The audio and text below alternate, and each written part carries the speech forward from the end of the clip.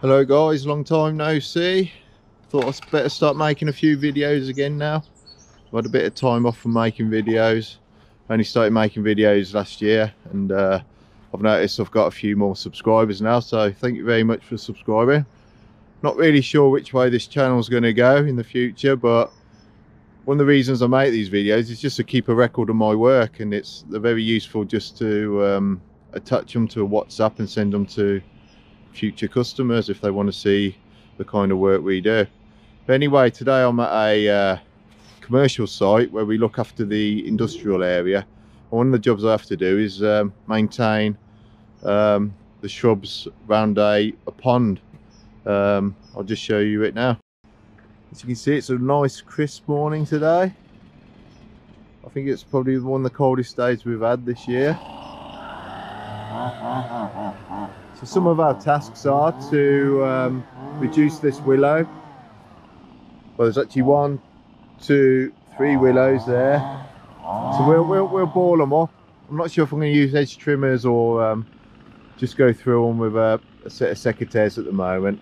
Sometimes it's just as easy to use secateurs because you can drop the waste exactly where you need to pick it up.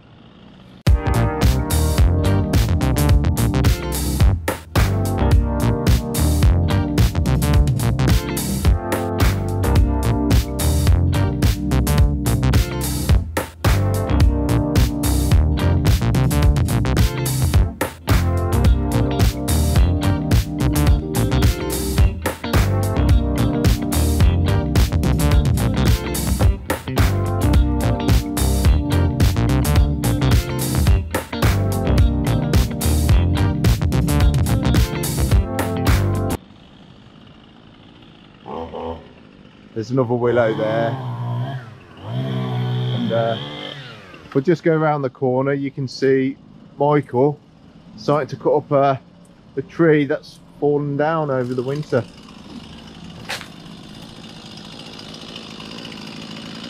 So he's going to cut all the limbs off first and throw them over here, but they're just going to be easier to work on this concrete here.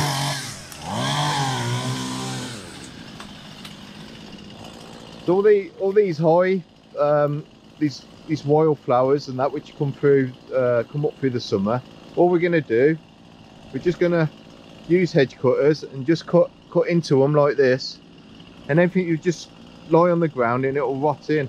As we go through the spring and summer, new wildflowers will come up, and you just let it do its thing for the whole year really. There's a few areas which we don't want to cut down too much because they're good areas for wild animals to hide from foxes and that. So another thing we have to look out for is what's growing over the fence. So I don't know if it'll be today or tomorrow, but we've cut a channel down here just to make sure nothing's growing through the fence.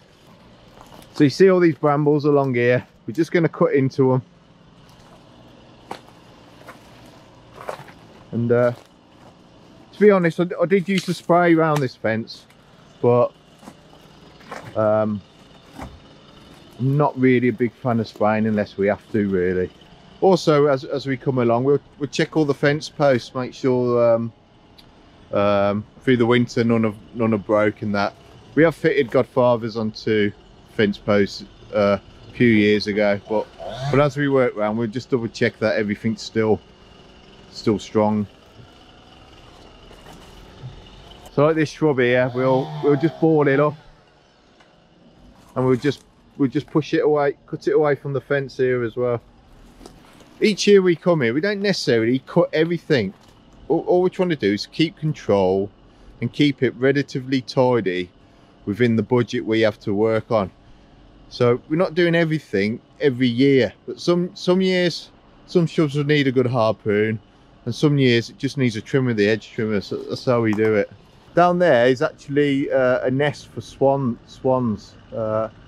Might see them later, but yeah, this is where they like to nest. There's also a canal nearby, so they walk from here up to the canal.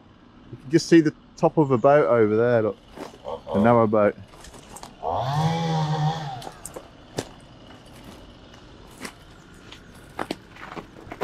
Because say later on, all these brambles and that, they'll just be cut to the ground.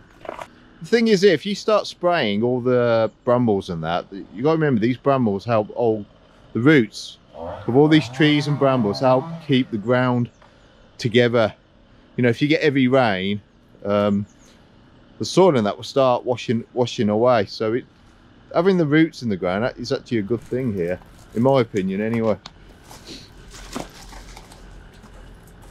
I only use chemicals when I need to. I don't want to be going around throwing chemicals around unnecessarily.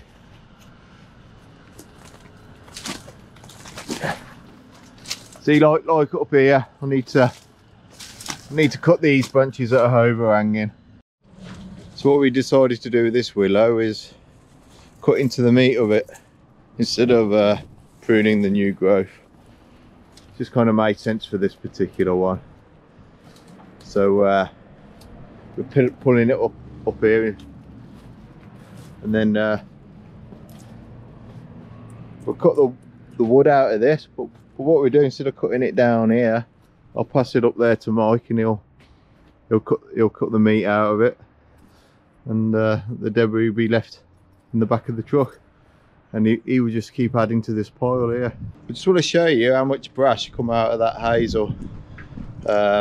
And when you cut all the wood out, how it really reduces the debris you have to move. And this is all the wood we've cut out, and all this would be used on my wood burner and my dad's wood burner. More your dad's at this moment in time. Yeah, more my dad's at the moment. Bloody paint on the front of it from when I painted the kitchen. Go, bro, you painting the kitchen? Some little specks.